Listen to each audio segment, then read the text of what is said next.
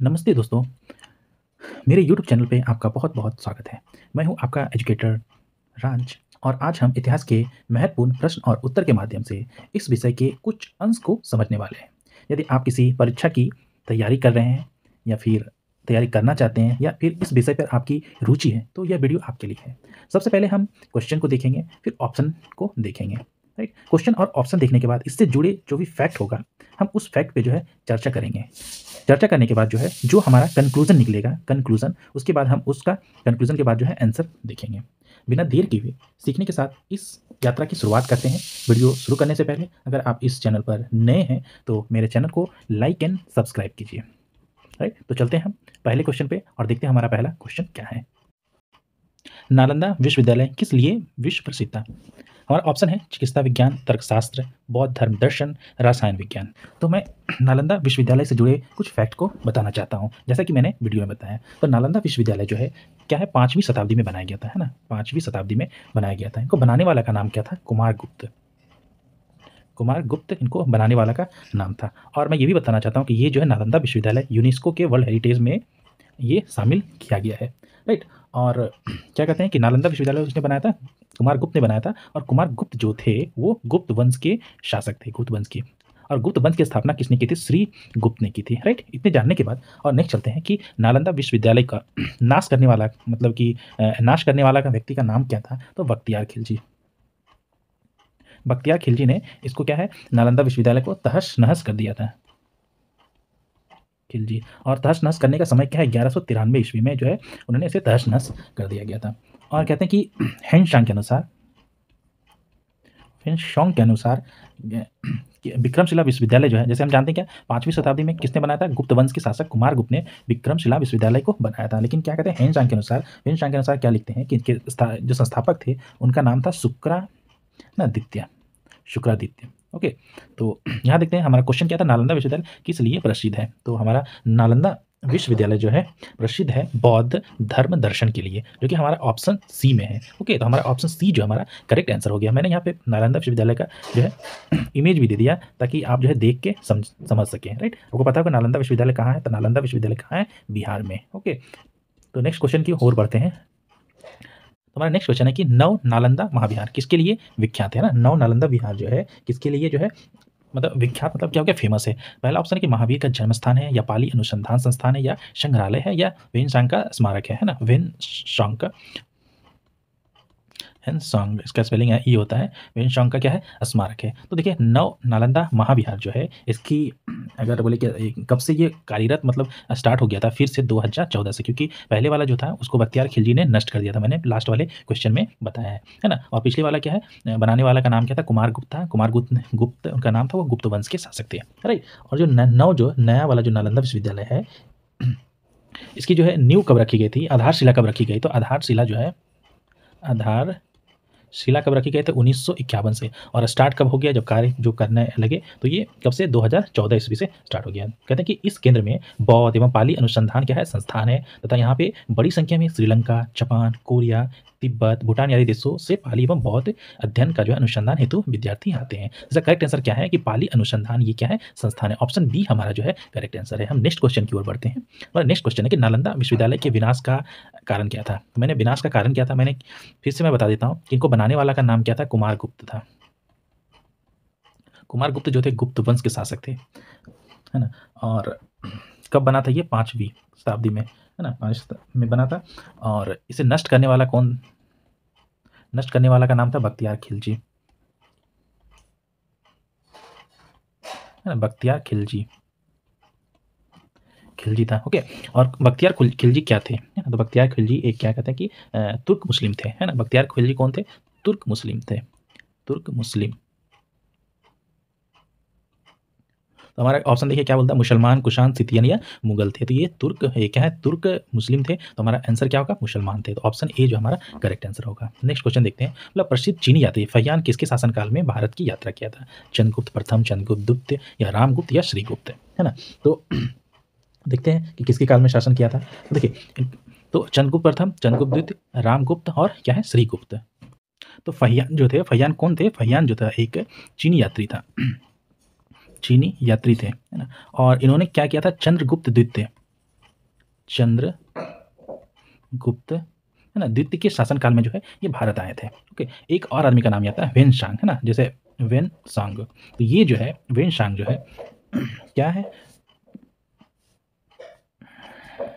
Xuanzang जो है हर्षवर्धन के शासनकाल में, हर्ष के शासनकाल में जो है भारत आए थे। इसका करेक्ट आंसर कौन है, यहाँ पे पूछा जा रहा है कि फहियान। ये भी जो है वेनसांग जो थे ये भी एक चीनी यात्री थे, है ना, चीनी यात्री थे राइट। तो चीनी ऐसे लिखते हैं ना, चीनी, ये भी चीनी, ये भी चीनी यात्री थे। और क्या है, फाहियान किसके, चंद्रगुप्त द्वितीय के शासनकाल में भारत आया था, और वेनसांग जो है हर्षवर्धन के शासनकाल में भारत आया। आप याद रखिएगा, हो सकता है नेक्स्ट क्वेश्चन ऐसा भी पूछा जा सकता है। ओके, तो हमारा करेक्ट आंसर कौन सा है, ऑप्शन बी जो हमारा करेक्ट आंसर है। तो हम सीधे नेक्स्ट क्वेश्चन की ओर बढ़ते हैं। तो चीनी यात्री सुंग युन ने भारत की यात्रा कब की थी। देखिए सुंग युन के बारे में क्या है, उन्हें भारत की यात्रा कब की थी। तो सुंग युन जो थे जैसे कि चीनी यात्री सुंग युन कौन थे, चीनी यात्री थे, और उसने भारत की यात्रा की थी। कब से कब की थी, 518 ईस्वी से 521 ईस्वी तक किया था राइट। तो इसमें देखते हैं 518 से 521 ईस्वी कहाँ ऑप्शन है, 515 से 20 है, इतना मतलब ये नहीं होगा, ये भी नहीं है, 45 से 52 है तो ये भी नहीं है, और ये भी नहीं, मतलब ऑप्शन ई है करेक्ट आंसर। और ऑप्शन ई में कौन सा करेक्ट आंसर है, ये वाला कि 518 से 521 के बीच में वो जो थे भारत आए थे। नेक्स्ट क्वेश्चन है हमारा कि चीनी यात्री इति संघ ने बिहार का भ्रमण किया। इति संघ में इति संघ है ना, इति संघ से करेक्ट स्पेलिंग है, इति संघ ने भारत का भ्रमण कब किया। ऑप्शन ए है 405 ईस्वी में, ऑप्शन बी है 635 ईस्वी में, ऑप्शन सी है 637 ईस्वी में, ऑप्शन डी है उपयुक्त में से कोई नहीं, राइट, उपयुक्त में से कोई नहीं। तो चीनी यात्री इति सिंह ने क्या किया था, 600 जब वो क्या है युवक था तो 37 बौद्ध सहयोगियों के साथ जो है बौद्ध धर्म के अवशेषों को देखने की इच्छा के मतलब के कारण, मतलब उनको देखने की इच्छा थी, है ना, ये विश्व भ्रमण। तो उन्होंने क्या किया, उन्हें विश्व भ्रमण, है ना, विश्व भ्रमण करने का उनको निश्चय किया। और बाद में जो था उनके साथियों ने उनका साथ छोड़ दिया, तब वो कैप्टन से जो है जहाज में बैठकर वो भारत आया, ठीक ना, सुमात्रा होते हुए।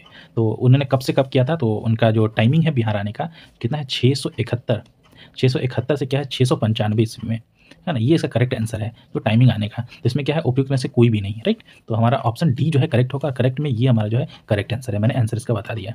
नेक्स्ट है कि नगरों का क्रमिक पतन किस काल की एक महत्वपूर्ण विशेषता थी, है ना, तो विशेषता थी। तो ऑप्शन ए है गुप्तकाल, ऑप्शन बी है प्रतिहार युग, ऑप्शन सी है शतवाहन युग, ऑप्शन डी है राष्ट्रकूट, राइट। तो यहाँ पे क्या है, गुप्तकाल, है ना, इसका करेक्ट आंसर कौन सा है, गुप्तकाल। तो मैं बताता हूँ कि गुप्तकाल में क्या होता है, नगर का क्रमिक जो है पतन की ओर जो है अग्रसर हुआ था। जैसे कि गंगा घाटी है ना, गंगा घाटी के जो किनारे जो मतलब जो भी लोग थे वो पहले क्या था, बहुत ही धनी थे, है ना, तो समृद्ध थे। और धीरे धीरे क्या हुआ, उनमें से अधिकांश लोग जो है गुप्त युग में या तो फिर वो जगह जो है त्याग दिया, फिर वहाँ से जो है मतलब स्थान चेंज कर लिया। तो जैसे कि पाटलिपुत्र के बारे में बताया जाता है कि पाटलिपुत्र जो है बहुत ही वैभवशाली नगर था। तो जब वेनसांग जो है भारत आए थे उस टाइम जो है क्या कहते हैं, पाटलिपुत्र इनके आगमन के समय जो था पाटलिपुत्र जैसे, है ना, पाटलिपुत्र जैसे जो नगर थे वो क्या है, एक क्या बन गए थे, गाँव बन गया था, है ना, गाँव बन गया था। तो इसको क्रमिक क्या कहते हैं, क्रमिक पतन बोलते हैं, ठीक ना, कि पहले बहुत ज़्यादा क्या था, रिच प्लेस था, और धीरे धीरे क्या हुआ, धीरे धीरे होते होते वो प्लेस क्या हुआ, पुअर होगा, क्योंकि पहले ये शहर की तरह था, है ना, शहर की तरह था, फिर बाद में क्या हुआ, गाँव बन गया, है ना, गाँव बन गया। तो इसलिए ऐसा बोला जाता है। अब देखिए यहाँ पे क्या है ना, गुप्त काल आया, है ना, तो इस प्रकार क्या है, मैं जो है पूरा हिस्ट्री है मैं आपको समझा दूंगा धीरे धीरे करके, है ना। जैसे कि गुप्त काल आया तो मैं गुप्त काल को यहाँ पे लेता हूँ ना, तो गुप्त के बारे में, है ना, सबसे पहले गुप्त वंश को मैं लेता हूँ और छोटा छोटा सा पॉइंट जो है बताते जाऊँगा, धीरे धीरे करके जो है सब आपका खत्म हो जाएगा और धीरे धीरे आपका रिवीजन भी हो जाएगा। तो गुप्त वंश की स्थापना किसने की, जैसा कि मैंने बताया था अभी कुछ देर पहले, श्री गुप्त ने किया था, है ना, श्री गुप्त ने किया था। और इसकी कैपिटल कहाँ थी, तो राजधानी, इसकी राजधानी कहाँ थी, जैसे तो मैंने बताया कि इसका राजधानी कहाँ था, पाटलिपुत्र।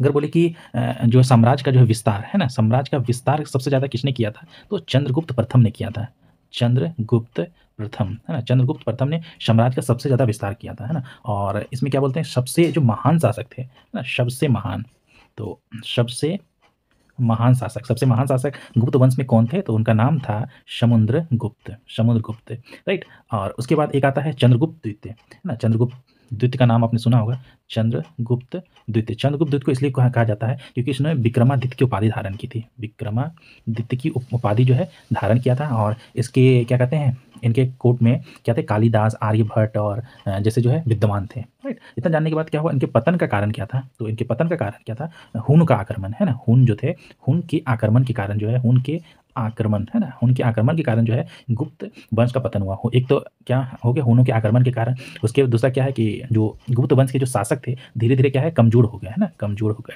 इस कारण से जो है गुप्त वंश का जो है खत्म हुआ, है ना? तो इतनी सारी बात जो है आप याद रखिएगा। नेक्स्ट जो है जैसा भी ऑप्शन आएगा, है ना? ऑप्शन के अनुसार मैं सब कुछ को बता दूँगा क्योंकि एक स्लाइड में बहुत सारा चीज़ मैं नहीं बता सकता, स्लाइड फुल हो जाता है, राइट? तो ऐसे करते-करते मैं पूरे क्वेश्चन को समझाने की कोशिश करूँगा। नेक्स्ट क्वेश्चन की ओर बढ़ते हैं। निम्नलिखित में से कौन-सा बंदरगाह गुप्त काल में उत्तरी भारत व्यापार के लिए उपयोग किया जाता था, है ना? तो इसका करेक्ट आंसर है, देखते हैं कि हमारा ऑप्शन ए है क्या? हमारा ऑप्शन ए है कल्याण, ऑप्शन बी है ताम्र लिप्ति, इस आधा को ये पा है, ओके, ताम्र लिप्ति। ऑप्शन सी है भड़ौच, भड़ौच, और ऑप्शन डी है कैम्बे। ऑप्शन डी है कैम्बे, थोड़ा सा टाइपिंग एरर हो गया था। तो देखते हैं हम ऑप्शन हमने देख लिया, देखते हैं इसका करेक्ट आंसर क्या है, ठीक ना? तो गुप्त काल की बात कर रहे हैं। गुप्त काल में कौन सा बंदरगाह जो उत्तर भारत व्यापार के लिए उपयोग किया जाता था, है ना? तो जैसे कि उत्तर भारत के लिए जो मतलब कि एक प्रमुख बंदरगाह था, उसका नाम क्या था? ताम्रलिप्ति था, ओके। उत्तर भारत में जो है उत्तर भारत में जो व्यापार था उसका नाम क्या है? ताम्रलिप्ति, राइट? ताम्रलिप्ति। और क्या बोलेंगे, जहाँ से जो है उत्तर भारत के साथ जो है दक्षिण पूर्व एशिया हो गया, चीन हो गया, लंका हो गया, जावा हो गया, है ना? यहाँ से कहाँ-कहाँ व्यापार होता था? दक्षिण एशिया,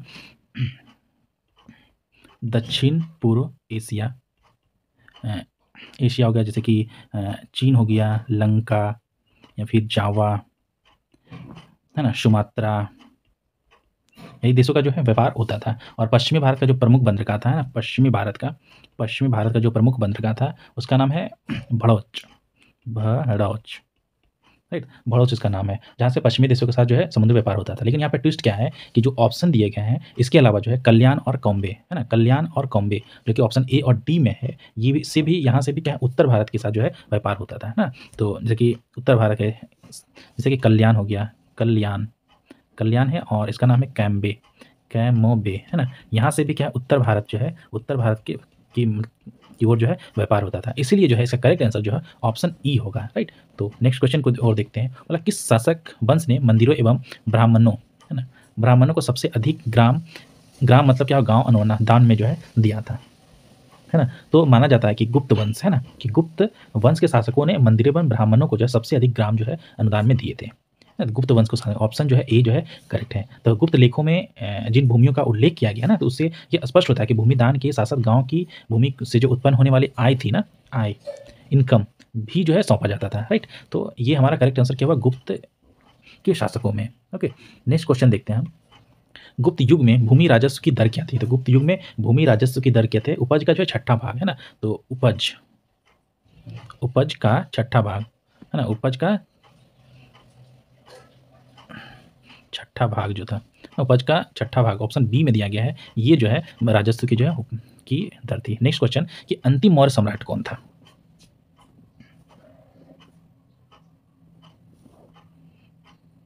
ऑप्शन ए है जलौक, ऑप्शन बी है अवंती वर्मा, ऑप्शन सी है नंदी वर्मन, ऑप्शन डी है वृहदत्त। ओके, तो इससे पहले आंसर जानने से पहले क्या है ना, हम पहले मौर्य वंश के बारे में जानते हैं, राइट?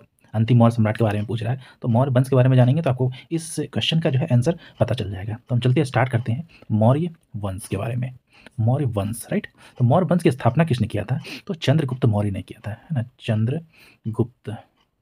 चंद्रगुप्त मौर्य ने इसकी मौर्य वंश की स्थापना किया था। कब किया था? 322 ईसा पूर्व में। और किसके मार्गदर्शक पे किया था? तो इनका मार्गदर्शक जो था, इनके जैसे टीचर बोल सकते हैं ना, तो मार्गदर्शक, इनके मार्गदर्शक का नाम क्या था? कौटिल्य, जैसे चाणक्य भी बोलते हैं, चाणक्य बोलते हैं, राइट? अब देखिए मौर्य वंश के जो अंतिम शासक, मतलब पहला शासक थे चंद्रगुप्त मौर्य, है ना? और इनकी राजधानी कहाँ थी? तो राजधानी कहाँ थी? पाटलिपुत्र को इसने अपना जो है राजधानी बनाया था। चंद्रगुप्त मौर्य जो थे पहला जो शासक थे, उसने पहला जो थे अखिल भारत साम्राज्य की स्थापना की। मतलब पूरे अखिल भारत से साम्राज्य, मतलब पूरे भारत साम्राज्य पे है ना? और इसने क्या सेल्यूकस निकेटर को हराया था। सेल्यूकस निकेटर को हराया, निकेटर को क्या है? हराया था। उसके बाद क्या है, और ये चंद्रगुप्त मौर्य जो थे वो जैन धर्म के अनुयायी थे, ना? जैन धर्म। इनकी मृत्यु कहाँ हुई? श्रवण बेलगोला में हुआ था इनकी मृत्यु। और इनके टाइम में ही जो थे मेगास्थनीज जो है भारत आया, है ना? मेगास्थनीज। मेगास्थनीज। मेगास्थनीज जो भारत आया था, उसने एक पुस्तक लिखी थी, उस पुस्तक का नाम क्या था? इंडिका। Indica, right. इंडिका के इस पुस्तक के नाम की वजह से जो है मेगास्थनी जो है फेमस है, राइट। और मेगास्थनी इसके बाद मौर्य वंश के बाद जो है इसके मतलब चंद्रगुप्त मौर्य के बाद जो है इसका पुत्र जो है बिंदुसार, है ना, बिंदुसार। बिंदुसार जो है वहाँ का शासक बना। और बिंदुसार को क्या कहते हैं? अमित्र घात के नाम से भी जानते हैं। अमित्र घात का मतलब क्या होता है? अमित्र घात। और अमित्र घात का मतलब क्या आता है? शत्रुओं का संहारक, है ना। और बिंदुसार ने एक महत्वपूर्ण काम किया था, दक्षिण की ओर जो है इन्हें दक्षिण की ओर जो है विस्तार किया था, है ना, विस्तार किया था, इसलिए इनको जानते हैं। और इनके बाद जो है इनका जो पुत्र था अशोक, है ना, अशोक। अशोक जो है सिंहासन बैठा। अशोक के बारे में तो जानते हैं, अशोक ने जो क्या सबसे महत्वपूर्ण काम किया था? केंद्रीकृत शासन कर लिया था, शासन कर लिया। और इसके बाद जो है अशोक के बाद जो है जो एक शासक आया, जो अंतिम मौर्य सम्राट जिससे हमारा क्वेश्चन पूछा गया है, उसका नाम क्या था? वृहदत्त, है ना। तो अंतिम जो थे सम्राट का नाम था वृहदत्त। और इसको जो हराकर जो है इन वृहदत्त थे। और इसकी हत्या किसने की थी? पुष्य मित्र शुंग ने की थी, है ना, पुष्य मित्र शुंग ने की थी, है ना, शुंग। तो इतने से जानने के बाद जो है हमारा आंसर में हमें पता चल गया है कि इसका करेक्ट आंसर कौन सा होगा? तो वृहदत्त होगा, ऑप्शन डी में दिया गया है, राइट। तो हम नेक्स्ट क्वेश्चन की ओर बढ़ते हैं। नेक्स्ट क्वेश्चन है कि किस प्रकार की भूमि को आहर्त भूमि कहा जाता है ना। आहर्त भूमि मतलब किस प्रकार की भूमि को कहा जाता है? तो देखते हैं क्या है। तो बिना ऑप्शन ए है कि बिना जोती हुई जंगली भूमि, या सिंचित भूमि, या घने जंगल वाली भूमि, या जोती हुई भूमि को। इसका करेक्ट आंसर क्या है? कि बिना जोती हुई जंगली भूमि को आहर्त भूमि कहा जाता है ना। और यह जो है गुप्तकालीन जो है राजव्यवस्था का एक टर्म था, आहर्त। नहीं आहर्त नहीं, अप्रहत है, सॉरी मैंने आहर्त अर्थ बोल रहा था, ये अप्रहत है, ओके। तो नेक्स्ट क्वेश्चन की ओर बढ़ते हैं। गुप्त काल में शीशे के सिक्के एक बड़ी संख्या में जारी की गई थी, है ना। गुप्त काल में क्या है? शीशे के सिक्के जो एक बड़ी संख्या में जो है जारी की गई थी। तो किसके द्वारा जो है जारी किया गया था? इसका करेक्ट आंसर है क्या? सातवाहनों द्वारा जो है गुप्त काल में जो है सबसे सिक्के के क्या है, शीशे के सिक्के जो है जारी किए गए थे। तो जैसा कि आया सातवाहन के बारे में आया, सातवाहनों के बारे में आया, तो हम सातवाहनों के बारे में थोड़ी सी जो है जानकारी ले लेंगे। सबसे पहले क्या है कि सातवाहन वंश की स्थापना जो है किसने किया था, है ना। तो सातवाहन की वंश की स्थापना जो है सिमुक ने किया था। सिमुक नाम का आदमी था, सिमुक ने किया था। और इसकी राजधानी जो थी, सिमुक ने अपनी राजधानी कहाँ बनाई थी? तो इसकी राजधानी प्रतिष्ठान को बनाई थी। प्रतिष्ठान कहाँ है? महाराष्ट्र में है ना। ये पूछा जा सकता है प्रतिष्ठान कहाँ है, तो महाराष्ट्र में। और ये टाइम कब था, है ना, कब बनाया था? तो क्या है, पहली है ना, फर्स्ट ईसा पूर्व, पहली शताब्दी ईसा पूर्व से कितना है, तीसरी क्या है, ईस्वी में, है ना। यहाँ तक जो है इसका मतलब कि सातवाहनों का जो शासन रहा था, जो है सिमुक वंश ने इसकी क्या स्थापना की थी। लेकिन क्या है, सातवाहन वंश में जो बहुत सारे जो शासक हुए, उनमें से यह वास्तविक जो है विस्तार जो है साम्राज्य का करने वाले का, है ना, वास्तविक विस्तार, जिन्होंने साम्राज्य का जो है वास्तविक विस्तार किया, उसका नाम था श्री शतकर्णी, है ना, शतकर्णी, राइट, शतकर्णी था। और जो इसके जो प्रसिद्ध जो शासक हुए, उनका नाम शायद आपको पता होगा, अगर आपने हिस्ट्री पढ़ा होगा, तो उनका नाम था गौतमी, है ना, गौतमी पुत्र, है ना, गौतमी पुत्र शातकर्णी उनका नाम था। और सातवाहनों ने जो था क्या, अमरावती कला के बारे में पता होगा, तो अमरावती, है ना, अमरावती कला जो है ना सातवाहन के टाइम में जो है डेवलप हुआ था। और ये जो थे हो गया। तो नेक्स्ट क्वेश्चन की ओर बढ़ेंगे हम। इसके बारे में मैंने इतनी सारी जानकारी दे दी, तो मैं बताना चाहूँगा कि जो भी मैं जानकारी दे रहा हूँ, तो उस जानकारी को आप जो है ना, अच्छे तरीके से याद कीजिए, पढ़िए, ताकि जो है आपको फ़ायदा हो सके मेरे वीडियो से। तो नेक्स्ट वीडियो को देखते हैं। मतलब प्रसिद्ध इलाहाबाद प्रशस्ति का लेखक कौन है ना। तो इलाहाबाद जो है प्रशस्ति का लेखक कौन है? तो इसका करेक्ट आंसर क्या है? ऑप्शन बी, जो कि हरिसेन है ना, हरिसेन। तो क्या है, प्रसिद्ध इलाहाबाद जो है प्रशस्ति का लेखक कौन है? हरिसेन है। और इसका हरिसेन का जो करेक्ट ये स्पेलिंग है, वो हरिसेन, है ना, हरिसेन है। तो इन्होंने जो है पर्याय प्रशस्ति में जो है लेख लिखा। और इस प्रशस्ति में क्या है, समुद्रगुप्त के बारे में जो है लिखा गया है। और समुद्रगुप्त के बारे में मैंने बताया, तो वो गुप्त वंश के शासक थे, है ना, गुप्त वंश के जो महान शासक है, अगर बोलेंगे कि सबसे महान शासक थे। और समुद्रगुप्त को क्या है, भारत का नेपोलियन भी कहा जाता है ना, भारत का नेपोलियन, है ना, भारत का नेपोलियन भी कहा जाता है समुद्रगुप्त को। तो करेक्ट है, हरिसेन ने किया था। नेक्स्ट क्वेश्चन की ओर बढ़ते हैं। निम्नलिखित में से किस वंश के शासकों को पुराणों में श्री पर्वतीय कहा गया है ना। श्री परवर्ती कहा गया है। ऑप्शन ए है वाकाटक, ऑप्शन बी है इक्ष्वाकु, ऑप्शन सी है शक और ऑप्शन डी है खारवेल। तो इसका करेक्ट आंसर है इक्ष्वाकु, है ना। इक्ष्वाकु वंश के शासकों को जो है पुराणों में जो है श्री पर्वतीय, है ना, मतलब श्री पर्वत का शासक, श्री पर्वत्य का मतलब हुआ श्री पर्वत का शासक, है ना।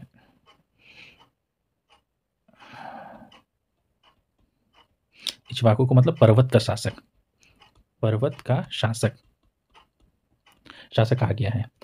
तथा क्या आंध्र भृत्य भी कहा गया, आंध्र भृत्य, इसको क्या क्या आंध्र और आंध्र भृत्य भी कहा गया। आंध्र भृत्य का मतलब क्या है कि आंध्रों का नौकर, है ना, आंध्रो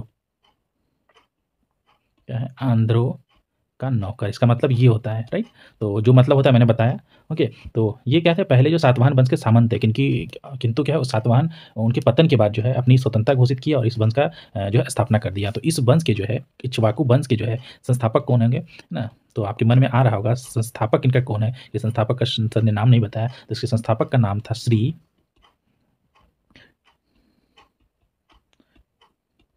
शांतमूल, है, इनके संस्थापक का नाम था। इतनी सारी बात जो है याद रखिएगा, बी जो है इसका करेक्ट आंसर है। और हम नेक्स्ट क्वेश्चन की ओर बढ़ते हैं। वर्धन राजवंश की स्थापना किसने किया था। ऑप्शन ए है पुष्यभूति, ऑप्शन बी है राजवर्धन, ऑप्शन सी है आदित्यवर्धन या ऑप्शन डी है प्रभाकर वर्धन, ताकि, है ना। तो वर्धन वंश की स्थापना किसने किया था। देखिए जैसा कि मैंने बताया कि वर्धन वंश के बारे में पूछ रहा है, तो हम थोड़ी सी जानकारी जो है वर्धन वंश के बारे में जो है थोड़ी सी बता दूंगा, ताकि आपको जो है आने वाले एग्जाम में जो है मतलब रिवीजन होते होते जो आपको याद आए। तो वर्धन वंश की स्थापना, राजवंश की स्थापना किसने की थी। तो पुष्यभूति, है ना, पुष्यभूति ने किया था, पुष्यभूति ने किया था वर्धन वंश की स्थापना। और इसकी राजधानी कहाँ थी, राजधानी इसकी राजधानी कहाँ थी, राजधानी बनाया था थानेश्वर, थानेश्वर। थानेश्वर कहाँ है, तो ये थानेश्वर है, HR मतलब HR फॉर हरियाणा में है। इसके सबसे जो महत्वपूर्ण शासक थे, महत्वपूर्ण शासक जैसा कि मैं सब में बताता हूँ, उनका नाम था क्या, हर्षवर्धन। और आपको जैसे कि मैंने बताया था कि हर्षवर्धन के शासनकाल में जो है वेनसांग जो है भारत आया था, ना, वेनसांग जो है भारत आए थे, और वेनसांग जो भारत आए थे। तो हो गया, तो इतना मैंने बता दिया। इसका करेक्ट आंसर कौन है, ऑप्शन ए है, पुष्यभूति ने वर्धन वंश की स्थापना की थी। नेक्स्ट क्वेश्चन देखते हैं। कवि वान कहाँ का निवासी था, ना, कवि वान जो थे मतलब कहाँ का निवासी था। ओके, तो क्वेश्चन मार्क है। तो देखते हैं पाटलिपुत्र, भोजपुरी, थानेश्वर या उपयुक्त में से कोई नहीं। तो ऑप्शन में देखेंगे कि हमारा ऑप्शन क्या है, उपयुक्त में से कोई नहीं। तो कवि वान के बारे में मतलब किस कवि के बारे में बताया जा रहा है, तो मैं बताना चाहता हूँ कि ये है वान भट्ट,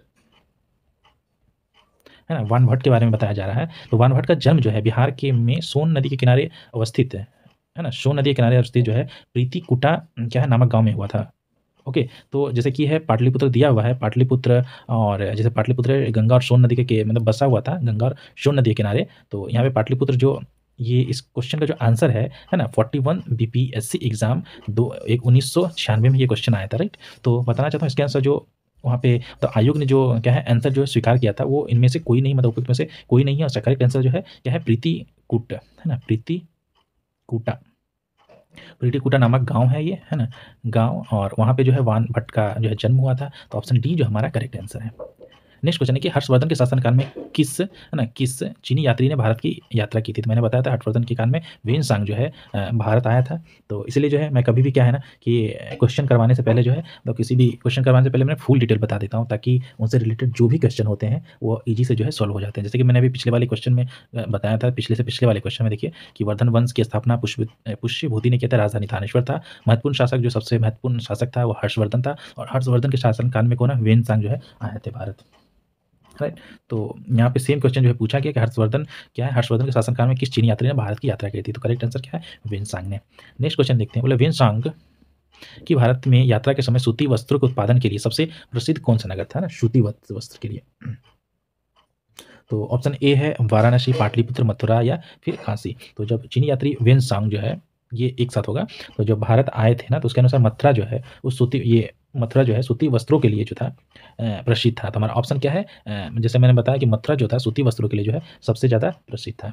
और क्योंकि वाराणसी जो था, वाराणसी किस चीज़ के लिए फेमस था, शायद नहीं, रेशमी वस्त्रों के लिए ना, रेशमी वस्त्रों के लिए जो है वाराणसी जो है फेमस था। तो नेक्स्ट क्वेश्चन हमारा करेक्ट आंसर क्या है, ऑप्शन सी जो कि मथुरा है। नेक्स्ट क्वेश्चन की ओर बढ़ते हैं। बोला 7वीं शताब्दी ईसा पूर्व के दौरान भारत का कौन सा शासक था जो बौद्ध धर्म के संरक्षण और सांस्कृतिक गतिविधियों के समर्थन के लिए जाना जाता था। देखिए 7वीं शताब्दी के बारे में जो है पूछा गया है, है ना। तो 7वीं शताब्दी में कौन था, तो 7वीं शताब्दी में कौन किस शासक ने ना, तो 7वीं शताब्दी ईसा पूर्व के दौरान जो है भारत का जो है एक क्या पुष्य भूति वंश का शासक जो थे, है ना, पुष्य भूति वंश। तो पुष्य भूति वंश ना, पुष्यभूति वंश के शासक, और पुष्यभूति वंश को या वर्धन वंश भी कहते हैं ना, वर्धन वंश का शासक जो था उसका नाम क्या था, हर्ष, है ना, हर्ष, और उसको हर्षवर्धन भी कहते हैं, है ना। तो हर्षवर्धन ने जो है क्या किया था इसका क्या समर्थन किया था, ऑप्शन बी। हर्षवर्धन का जो कार्यकाल है वो कार्यकाल है 606 से 647, है ना, ईसा पूर्व करेक्ट। तो उन्होंने क्या लगभग 41 जो है वर्षों तक जो है उन्होंने शासन किया था, राइट। तो ये हो गया करेक्ट। तो नेक्स्ट क्वेश्चन को देखते हैं। चीनी यात्री वेनसोंग ने किस विश्वविद्यालय में अध्ययन किया था, सेम क्वेश्चन पूछा जा रहा है बार बार। चीनी यात्री ने किस वेनसोंग कहाँ पे मतलब अध्ययन किया था, तो नालंदा विश्वविद्यालय। नालंदा विश्वविद्यालय कहाँ है, बिहार में है ना, बिहार में है, राइट। तो नेक्स्ट क्वेश्चन को और देखते हैं। बोला गुप्त वाकाटक युग में तार्किक तर्क और बहस पर ध्यान केंद्रित करते हुए भारत दर्शन के किस महत्वपूर्ण स्कूल का विकास हुआ, है ना।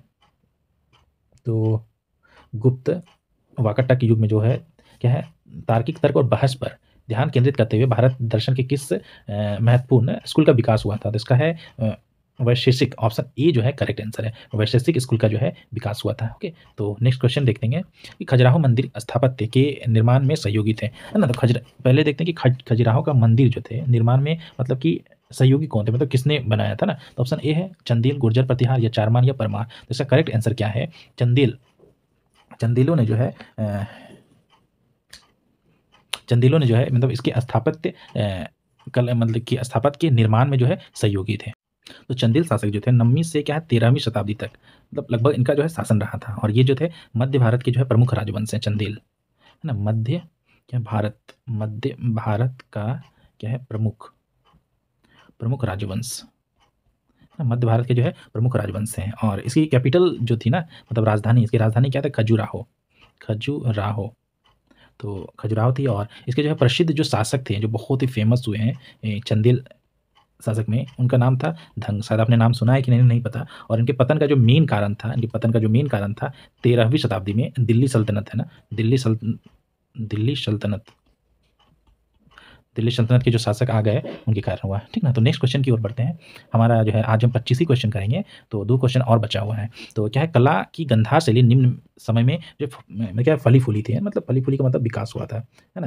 तो ऑप्शन ए है कुषाण के समय में, ऑप्शन बी है गुप्तों के समय में, और अकबर के समय में, या मौर्यों के समय में। तो इसका करेक्ट आंसर है कि कुषाण के संबंध में जो है गंधार शैली का जो है विकास हुआ था। ओके, तो कुषाण के समय में जो है इनकी शैली का विकास हुआ था, राइट। तो हम सबसे पहले देखेंगे कि गंधार शैली है क्या, क्योंकि क्वेश्चन में आया है। तो गंधार शैली का जो है विकास जो है, देखिए गंधार शैली का, देखिए ये मैंने जो गॉड बुद्ध का जो प्रतिमा स्टेचू लगा हुआ है वो गंधार शैली में बनाया गया है। तो 4वीं शताब्दी में जो है इनका विकास हुआ, है ना। कुषाण के साथ जो कनिष्क जो था इस शैली के महानतम जो थे संरक्षक थे। जैसे कि प्रसिद्ध केंद्र कहाँ था, तक्षशिला था, पेशावर, जलालपुर, हदा और क्या है बमियान थे। इसके बाद में बताना क्या, ये जो थे मतलब भारत कला के ग्रीक और रोमन कला का जो है एक अनोखा जो है मिश्रण था, है ना। जैसे कि क्या है, ग्रीकों में बौद्ध कला था, ग्रीको रोमन कला भी इसको गंधार शैली को कहा जाता है। जैसे इसमें क्या होता था कि बुद्ध की प्रतिमा जो है बनाई जाती थी मानव रूप में, बुद्ध की प्रतिमा बनाई गई, मतलब पहले ऐसी जो है बुद्ध की प्रतिमा शायद मानव रूप में नहीं बनाई जाती थी, ठीक ना। और इस पर क्या है, ग्रीक कला का स्पष्ट जो है प्रभाव दिखता है। बुद्ध को ग्रीक देवता अपोलो के समान जो है दर्शाया गया है, जिसमें घुंघराले बाल हैं और ऊंचाई प्रमुख है। जैसे कि आभूषण और गहरे और सिलवटे दिखाई देते हैं, जो सब शरीर पे क्या है उभरे दिखाई दे रहे हैं ना। और क्या है, प्रभामंडल बुद्ध के सिर के पीछे जो है प्रभामंडल मतलब तीज पुंज की शुरुआत इसी शैली में जो है हुई थी। इतनी सारी बात है जो गंधार शैली के बारे में, है ना, कि गंधार शैली क्या है। और हमारा दूसरा भाग जो है यहाँ पे कुषाण के बारे में। तो कुषाण वंश जो थे उनका जो शासन का जो मेनली समय है 1 से जो है ना 1 से 3री जो है शताब्दी के थे, और ये क्या मध्य एशिया से आए थे, है ना, मध्य एशिया। और इन कुषाण को क्या कहते हैं, यूची जाति के जो है, लिख देता हूँ YUECHI, है ना, यूची जाति के मतलब कि लोग जो है बताते हैं। और इनके जो मतलब जो प्रमुख शासक थे, है ना, जैसे कि मैंने बताया कुषाण के जो कनिष्क ने इस शैली के जो है महानतम संरक्षण थे, है ना। तो जो महानतम जो शासक थे इसके, उनका नाम है क्या है, कनिष्क। और कनिष्क के समय में बताना चाहता हूँ कि चौथी जो है ना 4th बौद्ध संगति हुई थी, बौद्ध संगति, है ना, संगति कहाँ हुई थी, तो आपको पता होगा जम्मू एंड कश्मीर में हुआ था। कश्मीर मतलब कुंडल वन में हुआ था, राइट। और एक और बात है कि इसको मतलब कि कनिष्क कुषाण वंश के जो संस्थापक थे, संस्थापक का मैं नाम बताना भूल गया, ये संस्थापक जो थे कुजुला, कुजुला ना, कुजुला क्या है, कड़फिसेस था, कड़फिसेस ना, कटफिशेस था। कुजुला कटफिशेस जो है इनके संस्थापक का नाम था। तो इतने सारे आप जो है सब जो भी मैं पॉइंट्स बता रहा हूँ वो महत्वपूर्ण पॉइंट्स हैं और वो एग्ज़ाम में कभी भी आ सकते हैं। तो मैं कोशिश करता हूँ और मैं आपको बताता हूँ कि आप वो पॉइंट्स जो है अच्छे से याद कर लीजिए। नेक्स्ट है कि झांसी के पास देवगढ़ का मंदिर और इलाहाबाद के पास गढ़वा मंदिर में बनी मूर्तियाँ किस काल के महत्वपूर्ण अवशेष हैं? है ना? झांसी के पास क्या है? देवगढ़ का मंदिर और इलाहाबाद के पास जो है गढ़वा मंदिर जो है ना? में मूर्ति जो है किस कला के महत्वपूर्ण जो है अवशेष हैं? ऑप्शन ए है मौर्य कला, गुप्त कला, राष्ट्रकूट कला या उपयुक्त में से कोई नहीं। मैं बताना चाहता हूँ कि ये जो है गुप्त कला के उदाहरण मतलब गुप्त कला के महत्वपूर्ण अवशेष हैं ना, गुप्त। ऑप्शन बी है जो गुप्त कला के महत्वपूर्ण जो है अवशेष हैं।